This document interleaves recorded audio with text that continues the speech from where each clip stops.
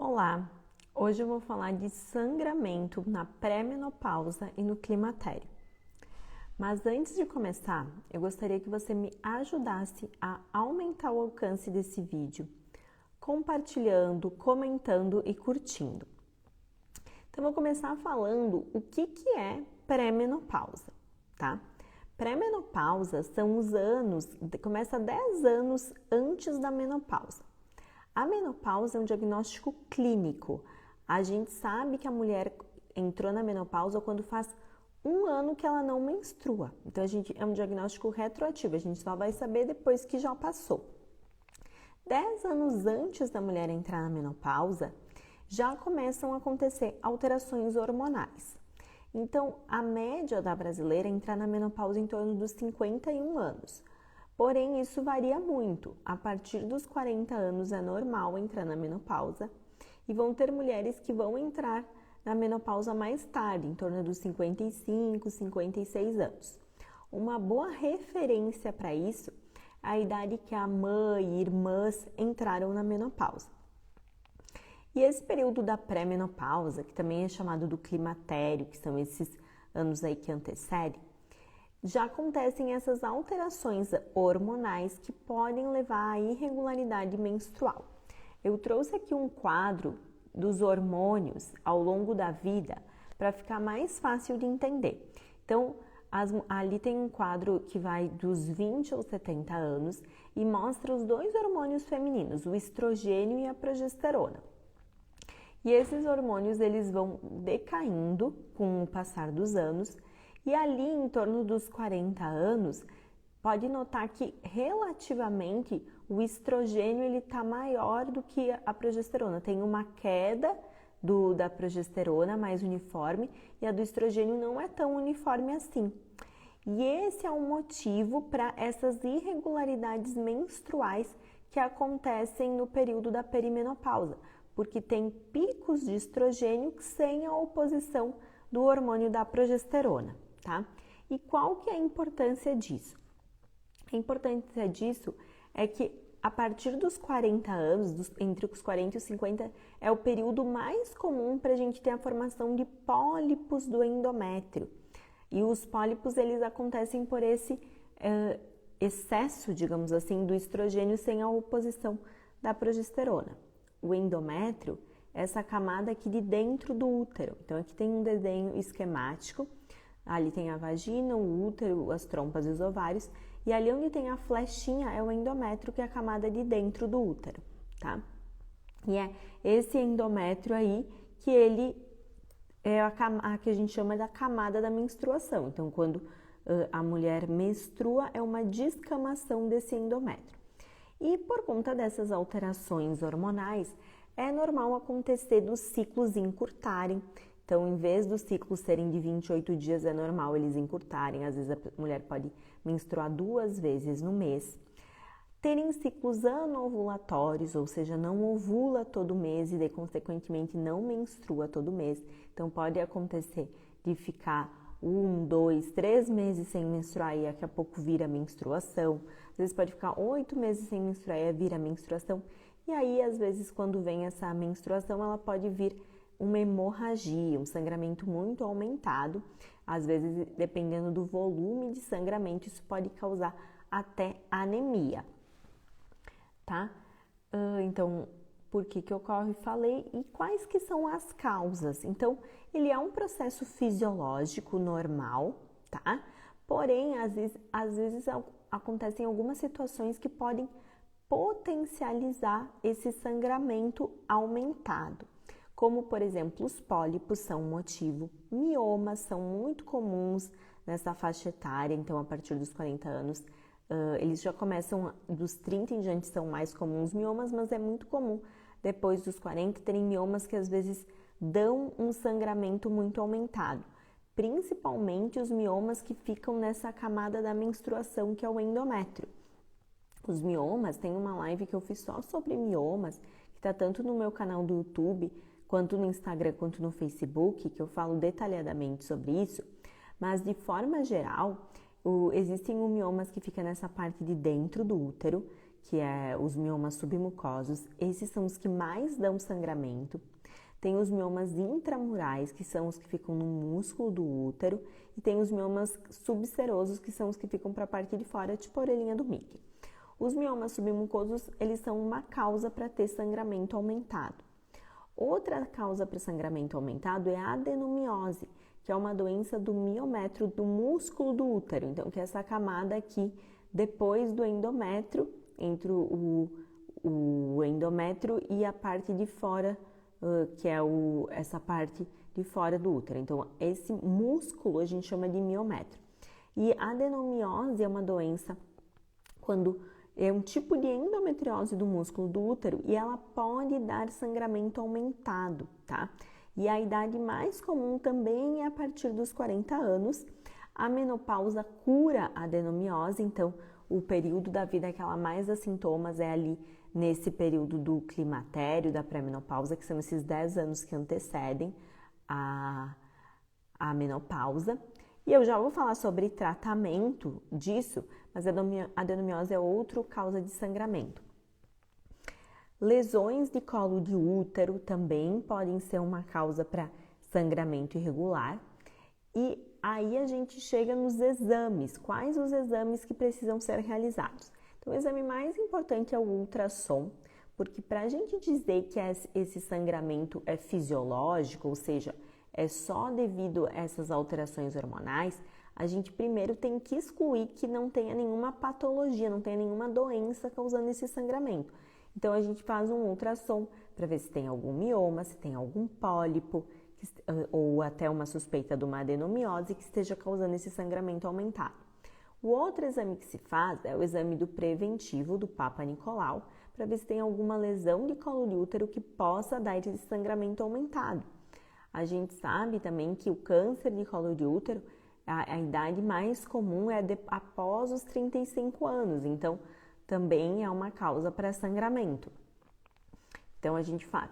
No exame do ginecologista, no consultório, ele vai fazer um exame especular, que é aquele exame de colocar o bico de pato, que é o espéculo, para olhar o colo do útero para ver se tem alguma lesão. Às vezes pode ter um pólipo ali no canal, no colo do útero, que também é causa de sangramento. Pode ter um mioma ali parido, que é nessa parte do colo do útero. Aqui tem um desenho esquemático que mostra onde que é o colo, essa parte aqui mais de fora do útero, tá? Isso são todas causas para sangramento. Existem causas mais raras, que é a hiperplasia do endométrio, que é quando esse endométrio ele está espessado e isso causa um sangramento anormal, isso é mais raro, tá? A hiperplasia ela tem um risco aí de evoluir para câncer do endométrio, então o tratamento também acaba sendo um pouco diferente. E o próprio câncer do endométrio também é uma causa para sangramento aumentado, porém ele não é tão comum nessa idade, ele é mais comum após a menopausa, tá? Então essas são as causas mais comuns. Um outro exame que pode ser necessário é o exame da histeroscopia, que é uma câmera que coloca dentro do útero para avaliar a parte interna do endométrio, né? A gente geralmente faz histeroscopia quando aparece alguma alteração no ultrassom, como por exemplo uma suspeita de pólipo ou um espessamento do endométrio, ele está muito grosso, que suspeite que tem essa hiperplasia que eu comentei. Quando tem alguma alteração no ultrassom, a gente faz a histeroscopia, que vai olhar com uma câmera por dentro do útero e vai fazer uma biópsia, tirar um pedacinho desse endométrio e mandar para exame. Próximo tópico aqui. Como que é o sangramento no climatério? Então, pode alternar períodos de amenorreia, de não menstruar, com períodos de fluxo menstrual aumentado.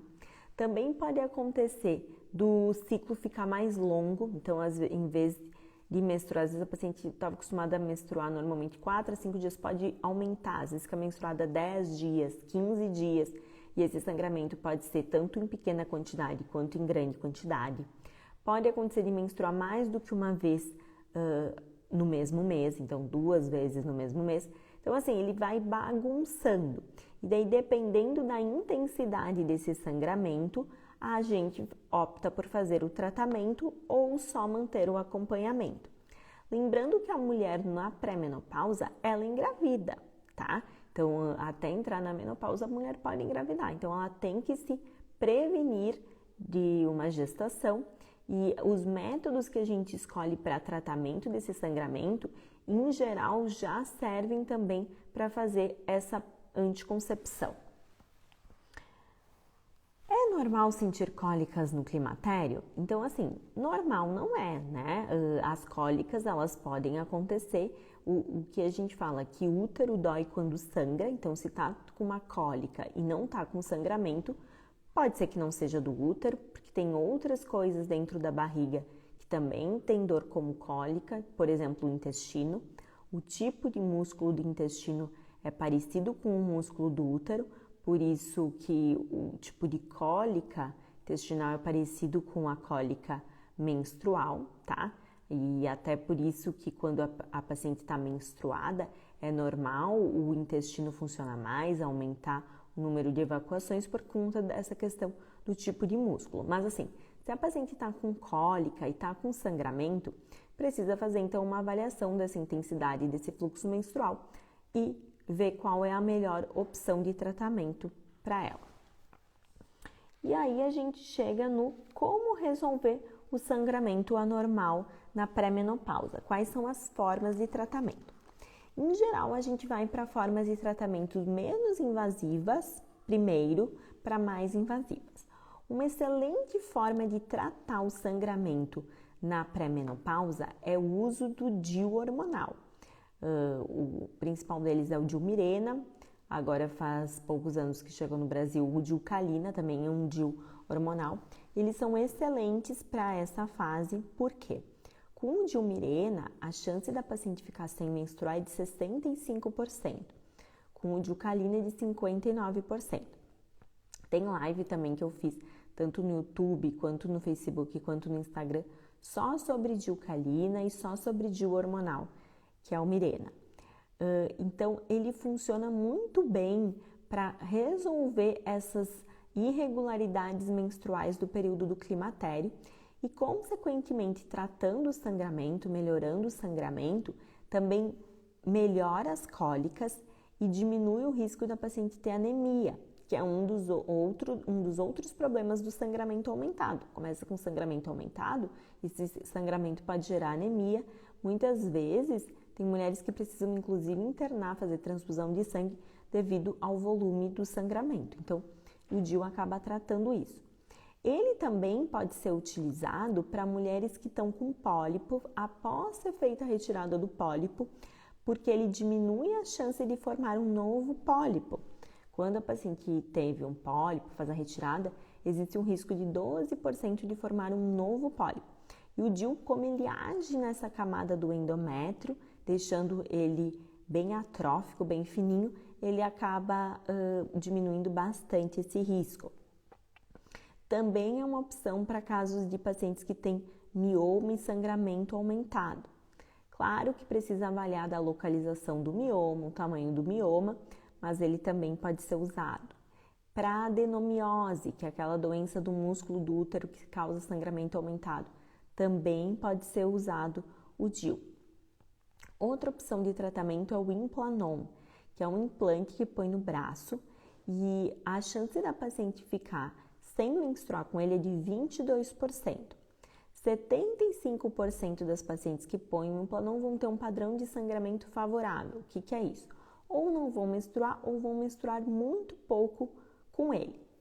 24% pode acontecer de ter um sangramento em pequena quantidade, mas que dura mais dias. Às vezes pode durar até aí 14 dias, tá? A gente não tem como prever antes de colocar quem é aquela que não vai menstruar e quem é aquela que vai menstruar mais dias em pequena quantidade.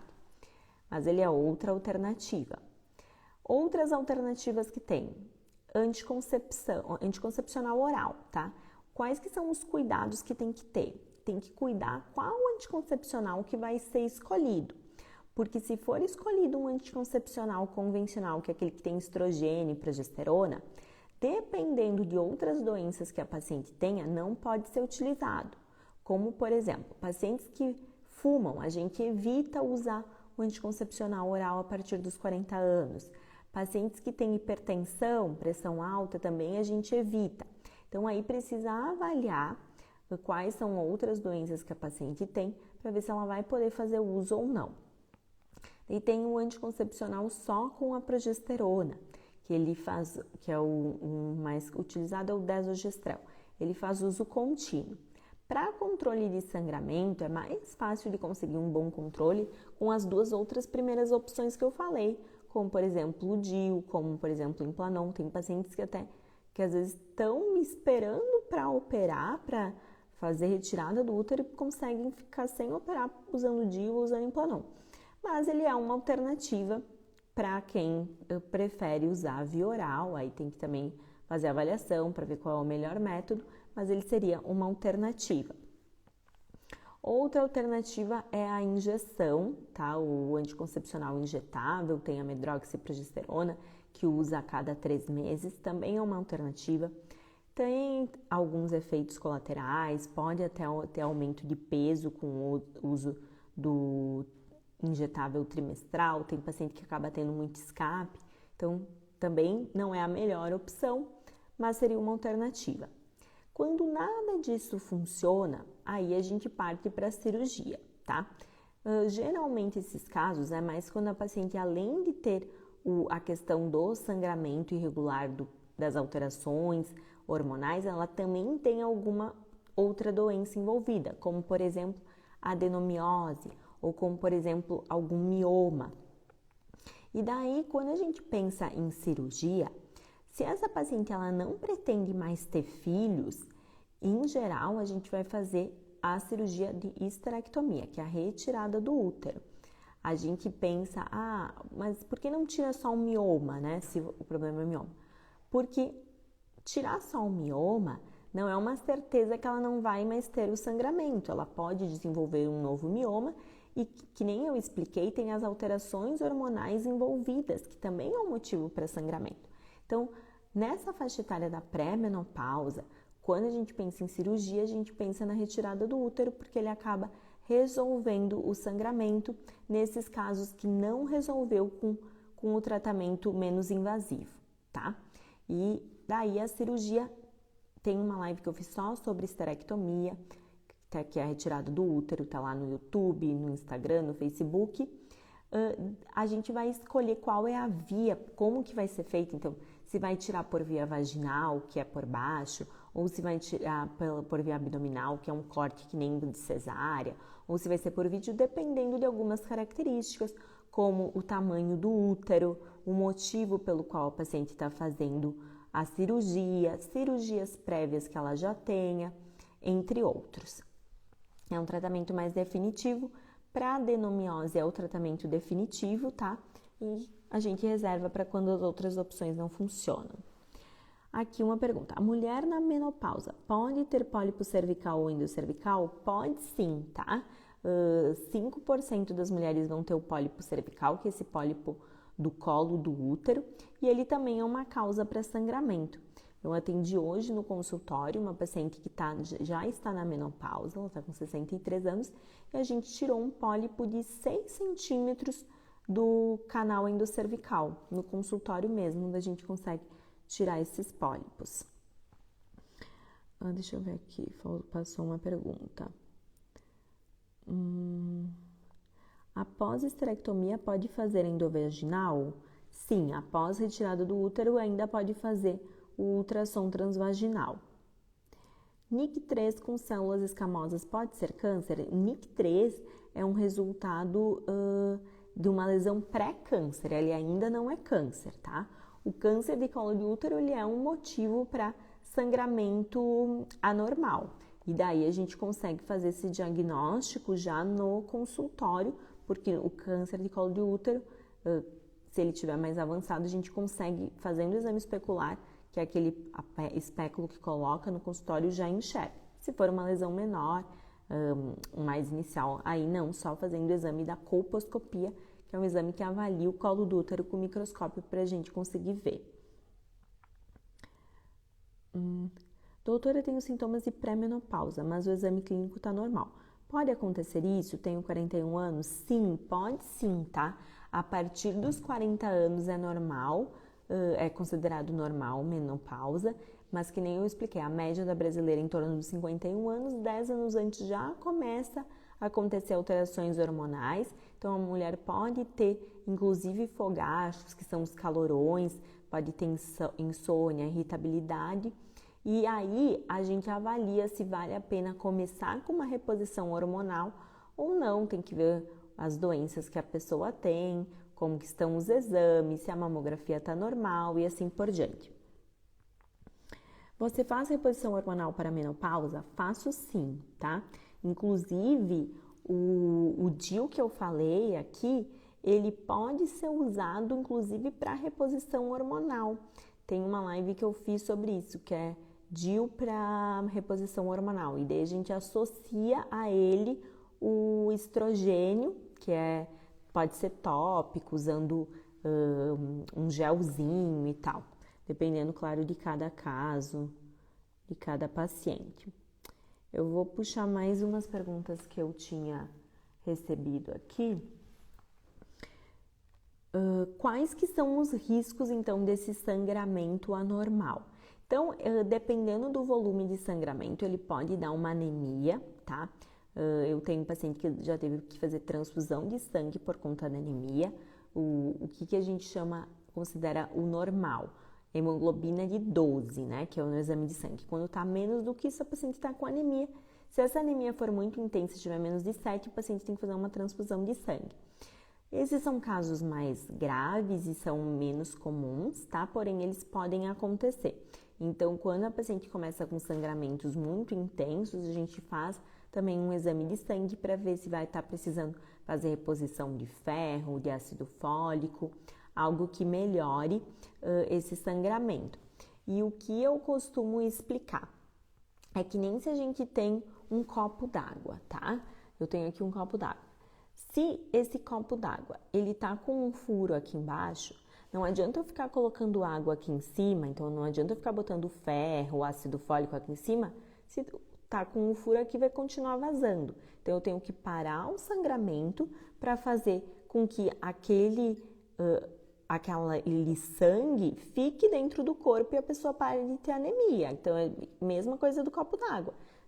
Tá com furo? Tapa o furo para a água ficar aqui dentro. A mesma coisa é a pessoa. Não adianta ficar botando ferro, ácido fólico, ficar esperando que resolva a anemia se tem um sangramento. Tem que parar o sangramento para resolver a anemia, certo? Deixa eu puxar as dúvidas aqui que chegaram. 52 anos e menstruando, tenho adenomiose. Como fazer para entrar na menopausa? Então, assim, a gente tem uma medicação que é o acetato de gozerolina, o Zoladex, que ele até coloca a pessoa na menopausa, tá? Mas não é uma garantia que a pessoa vai continuar na menopausa. Então, essa medicação, ele tem um efeito de duração ali de 3 a 6 meses. É uma medicação que faz injetável, uma medicação bem cara, mas que às vezes a paciente até consegue pelo SUS. Então, quando assim tá nessas idades assim que já são um período aí mais próximo do que é a média de entrar na menopausa, então ali 52 anos, pode ser que fazendo essa medicação depois a paciente não tenha mais menstruação, mas não é uma certeza. O que eu recomendo para essa paciente que está com 52 anos, está com adenomiose, está menstruando, muitas vezes tem cólicas intensas associadas? Faz uma avaliação, tem que ver o que já foi usado, feito de tratamento, se tem opção aí de colocar o DIU seria uma alternativa. Se já foi tentado vários tratamentos e nada funcionou, às vezes é um caso de já ir para cirurgia para resolver o sangramento. Então, precisa fazer uma avaliação mais detalhada. Antes mesmo da menopausa chegar, a mulher já pode sentir secura vaginal e calores? Pode sim. Por conta dessas alterações hormonais que acontecem, é que começam esses sintomas vasomotores, que se chama, que é os calorões, né? E a secura vaginal. O melhor tratamento para secura vaginal é o tratamento tópico, tá? A reposição hormonal, ela não resolve a secura vaginal, que é o que a gente chama de síndrome urogenital da menopausa. Tem até uma live que eu fiz só sobre isso, que também tá lá no YouTube, no Facebook, no Instagram. A gente faz tratamento com uso de hormônio, creme de hormônio na vagina e com laser vaginal que funciona muito bem, inclusive para os pacientes que não podem usar hormônio, como é o caso das que já tiveram câncer de mama, por exemplo. Funciona super bem para esses casos, tá? Doutora, faço todo ano o exame citopatológico, o último foi há 5 meses e foi normal. Na colposcopia apareceu um pólipo e manchinha branca pequena. O que pode ser? Estou muito preocupada, tenho 54 anos. Então, assim, ó, o pólipo tem que tirar esse pólipo, tá? Que apareceu, a colposcopia é um exame que a gente olha o colo do útero com microscópio e existem 2 tipos de pólipos. Os pólipos que são endometriais, que é da parte de dentro do útero, daí esses para retirar é só por esteroscopia mesmo, que é uma câmera que coloca lá dentro do útero, e existem os pólipos endocervicais, que são os do canal endocervical e do colo do útero, e esses a gente consegue tirar no exame da colposcopia, tá? Então o pólipo tem que ser retirado.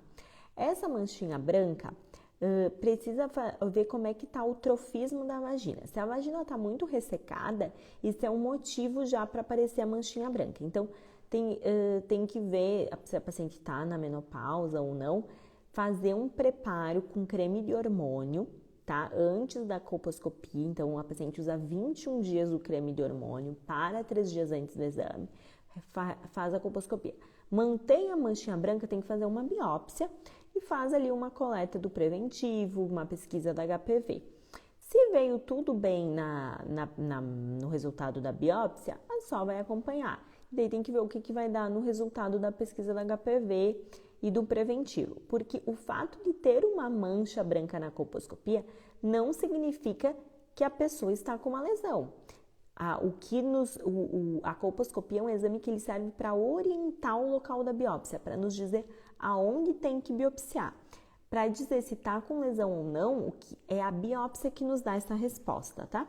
Então, resumindo, fica tranquilo, espera o resultado da biópsia e vai te dar mais informações para saber se tem alguma lesão aí ou não, tá? Deixa eu ver se faltou alguma pergunta. NIC3 não é câncer ainda, é uma lesão que pode evoluir para câncer. Acho que eu respondi todas as dúvidas. Se alguém tiver mais alguma dúvida, pode colocar nos comentários que eu vou ter o maior prazer de responder, tá bom? Obrigada e boa noite.